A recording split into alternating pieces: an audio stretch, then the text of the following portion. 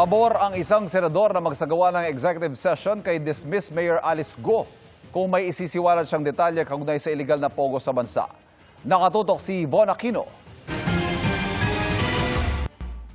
Sa nakaraang pagdinig ng Senado, hindi pinagbigyan ng ilang senador ang hiling na executive session ni dismissed Mayor Alice Go.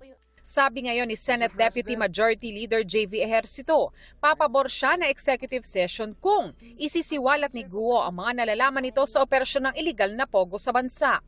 Tingin kasi niya isa lamang pawn si Guo ng mas malaking web ng international syndicate. Kung sakaling executive session, siguro bigay natin para malaman natin, para maituro kung sino talaga yung mga big bosses sa likuran nitong illegal na pogo. Nais din daw malaman ni Ejercito kung sino ang mga tumulong kay Guo na makapasok sa politika. Para anya maiwasang maulit ang pagpasok ng isang Chinese national sa gobyerno. Baka mamaya talagang pait siya. Parang nga mapasok, napakarami na rin mga Chinese nationals akong alam na sa ibang lugar, nakapwesto na. Sa Martes, ipagpapatuloy ang pagdinig ng Senado.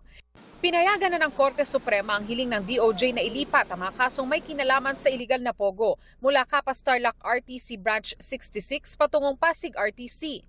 Sa kanyang liham kay Chief Justice Alexander Gesmundo, sinabi ni Justice Secretary Crispin Remulla na kailangan tiyaking patas ang sistema ng hustisya, lalo't ang mga high-profile cases na ito ay nakakaapekto sa national security.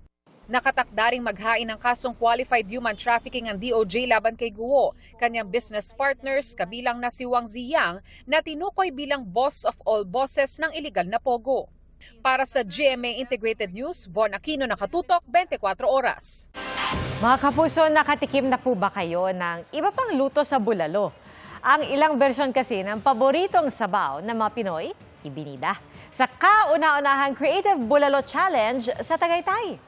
At nakatutok, si Katrina So.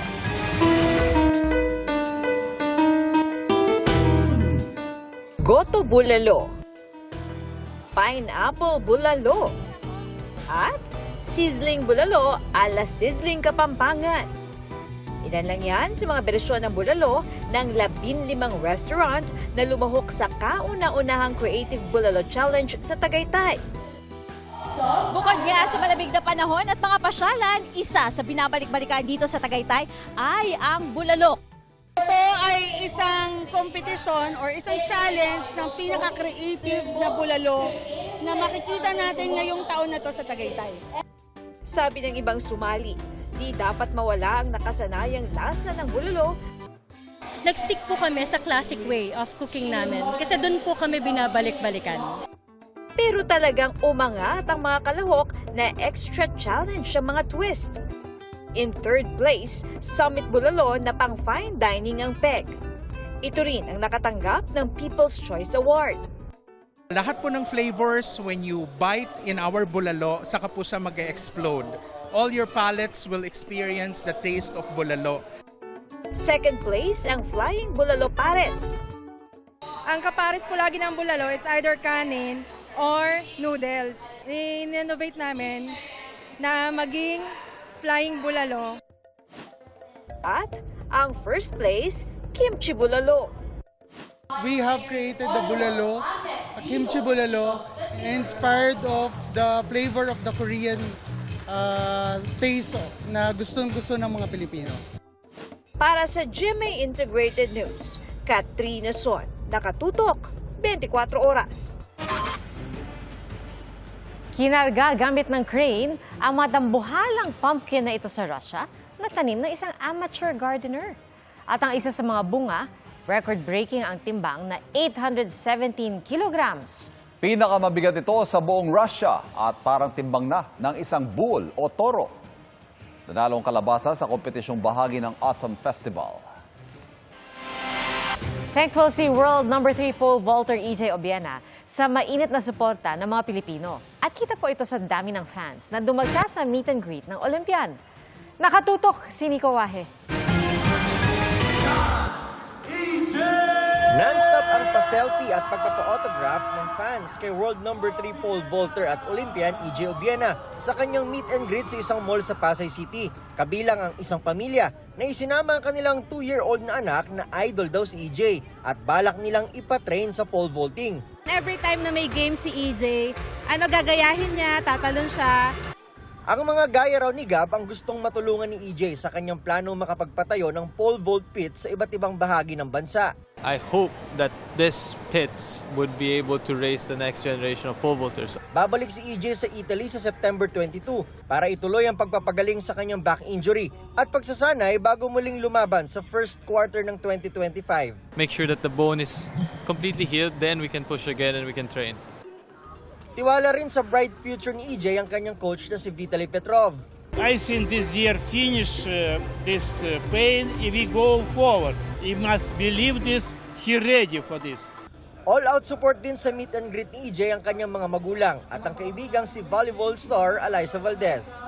Para sa GMA Integrated News, Nico Wahe, nakatutok 24 oras. Ready na sina The Voice Kids Philippines coach Estel at Pablo na madiscover ang mga bagong talented young artists. Nireveal din ng SB19 members ang kanilang ganap for Christmas. Narito ang aking chika.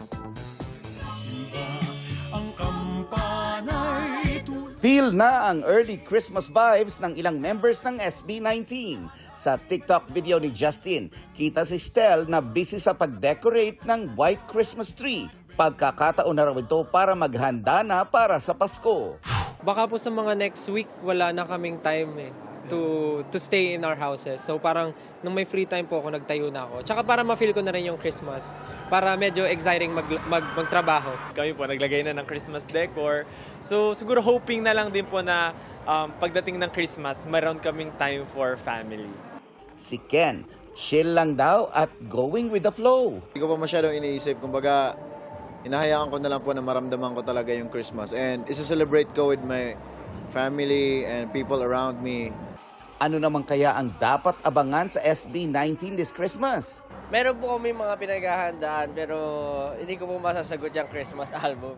Speaking of SB19 work, nasa wishlist ng K-pop Kings ang concert tour around the world. Definitely pupunta po kami siguro ng Europe and other Asian countries. Ngayong gabi na ang big debut ng The Voice Kids Philippines sa GMA Network, kung saan magiging coach sina Estel at Pablo. Kasama sina Asia's Limitless star Julian San Jose at Billy Crawford. At ang host nitong si Dingdong Dantes. Ready na raw silang ma-meet ang mga bagong Pinoy musical talents. Ang hinahanap ko lang po siguro yung may kitaan ko talaga ng potential and yung willing to learn something new. Advantage po talaga kapag marunong mag-instruments yung mga bata. Mga kapuso, maging updated sa showbiz happenings anumang oras. Mag-subscribe sa GMA Integrated News sa YouTube. At para sa mga kapuso abroad, bisitahin ang GMA Pinoy TV at www.gmanews.tv.